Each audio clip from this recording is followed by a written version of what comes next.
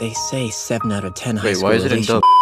This season of anime has been giving us a lot of interesting new shows. Very interesting, especially romances. While there's a lot this season, one is different per se at presenting in this genre and becoming my anime of the season. Yes. Make Heroine だ Makeine or Make Heroine ga Oosugiru is a new rom-com series that's so random and wild, but I fucking love it. Episode 1 really gauges you in with the dynamic of the characters, whether it's the silly moments or the serious ones. The concept and plot is very different. It's not your typical romance anime where two main leads slowly get together, then stretch it out to 200 chapters while no-life Twitter tards complain thinking they're doing something in life. Of course, there's nothing wrong with a generic romance show. Shonen fans can cry all they want, but all I need to say is 1 plus 2 equals you're retarded. But the concept of losing heroines or being rejected are the main things in the show. It's very self-aware. I mean, the sentence that was emphasized in the first episode was what if I was a main character in a light novel. And the way they play around with these classic tropes in romance really shows how well written it is. Taking advantage of these concepts, twisting it a bit while telling different stories from the main girls, but linking them up from the POV of our main guy. The main charm of this show is definitely the characters. Yanami Anna, best girl.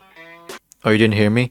Best girl. The blue-haired freak of nature, but sometimes can be a sexy gyaru. Trying to get over her childhood crush, but at the same time, copes on the fact that she's over him. Lemon is your classic athletic girl and energetic one. In other ways, trying to get with her childhood friend, but then the homewrecker appeared, being Chihaya, or Takagi-san 2.0. Homari the shy one and has a hard time talking to others, but can be an absolute gremlin sometimes. Has a crush with the literature club president. Unfortunately, Koto is in the way, quotation marks, and she likes BL. I'm personally not into that, unfortunately.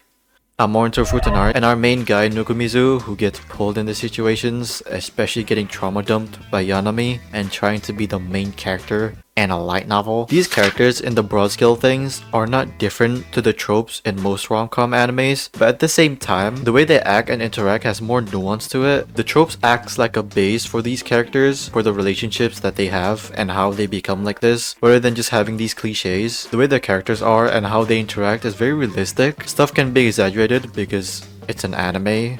Are you fucking stupid? But at the same time, has a lot of relatability and emotions on how they tackle with some of these situations. Like, how do you make this friendzone scene good? The way they depicted it, it makes it seem like it's a development between these characters, which it is. But for most romances, it just could have ruined the whole show. But Makeine just built different, I guess. All of our main girls has basically become the losing heroine, but the process how they got to this point was all different. On Yanami's side, it's a more clearer rejection, but not directly, more so the realization that she wasn't the one, although she's not over Sosuke, which is reasonable. Yeah girl, just get over it, it's easy. That's like me saying to a depressed person, just get over it. And you don't seem to. Well, for Komari is a more straightforward approach, confessing her love, which surprises you when that scene happened because she was depicted as this shy girl that can barely talk to people, but in the end it was pretty sad seeing this gremlin get rejected. And in Lemon's case, it's a more complicated one, a lot of misunderstandings and feelings between these three. Chia saw these two having fun and felt like Yashiko was a better fit for Mitsuki, but in the other hand, Lemon wants to support these two, but deep inside she knows that she's still in love with him and puts on a mask, simultaneously rejecting her true feelings for Mitsuki and I guess for the stability of their relationship. But Mitsuki is dense as sh. Just from these two shots, you can see how different it is from the color palette and shot composition, more so focusing on the cloud. Yaname is a more clearer one with a bright blue sky and much more closer, while Lemon is casted more with the evening orange sky and a more wider shot showing how all over the place the clouds is, unlike Yanami with a more straighter one. I don't know what are these clouds called, Makoto Shinkai ass clouds. The comedy is definitely an aspect that made this show amazing in the first place. Nogumizu is a great main character. He's pretty much the the same as your normal main guy in romances, but has a more realistic reaction to most things rather than creaming his pants every time a girl breathes. He has a great dynamic with all the girls, and the dialogue is very grounded, more so not as exaggerated as most anime dialogues are. Like, take Shikanoko. I think Shikanoko is enjoyable, and I keep questioning myself what's happening in every episode in a good way, but the thing that was lacking is probably the comedic timing and how characters bounce between each other. But in Makeine, the interactions feels realistic with keeping in mind the different characteristics in all the characters. It's also thanks to the VAs. It's just shocked to me that some of the main lead VAs is very new or has not gotten much main roles, but the voice acting is some of the best this year. Not in terms of nailing like the climactic moments, more so how natural they convey the conversation or the emotion. That's also probably thanks to the director and sound director that guides these seiyus on how they want the voice acting to be. Take Komari, she's a very shy girl, so sometimes she stutters quite a bit, and the VA nail it so good.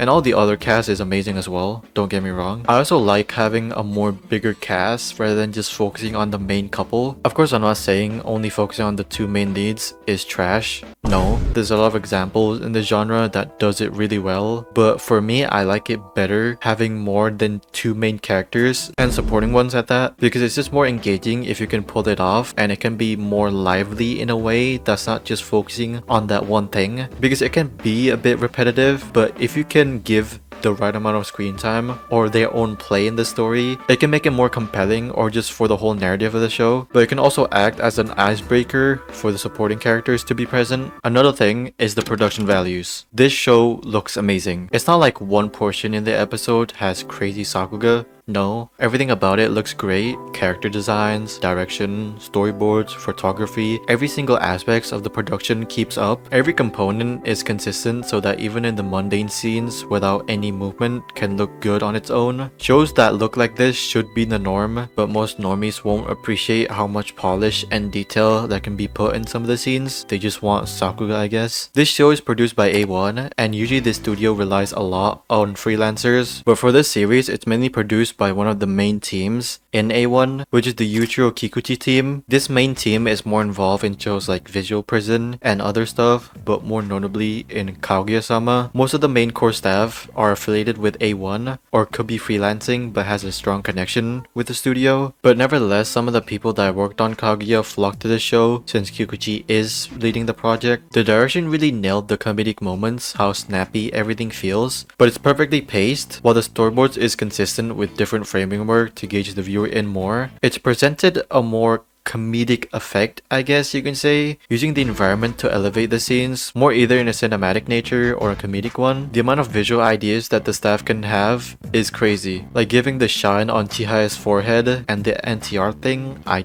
don't know how you came up with that shit. Another thing is the character design. The thing that people point out the most when Makeine's trailer dropped was that the light novel art was by the same character designer of Lycor's Recoil, so people were hyped for the show. But Tetsuya Kawakami, the character designer for Makeine, who has character design for multiple A1 shows before, really adapted the design from the light novel really well, in my opinion. It's nothing too crazy, but it looks appealing, and even the background characters, mainly in the school, has so much different designs for them. Props to Kawakami or the sub-character designer Yu Saito for making so many designs for the background characters, and they all look so cute. Kawakami chief animation directed and animation directed in most of the episodes, so that's why the overall drawing quality is on model, and they're not afraid to go quote-unquote off model with, let's say, Hiroaki Goda's episode that he animation directed in episode 3 with a more expressive and loose style to it. And those 3 shots of Yanami was so fucking detailed, like holy god. It almost reminds me of that one drawing of Kitagawa. The overall animation / movement is not trying to be very bombastic. It can be, but mostly the show doesn't feel stiff. It's very consistent. The show is so goofy in nature. The very exaggerated expressions adds to the comedic aspect of the show, really nailing the expression /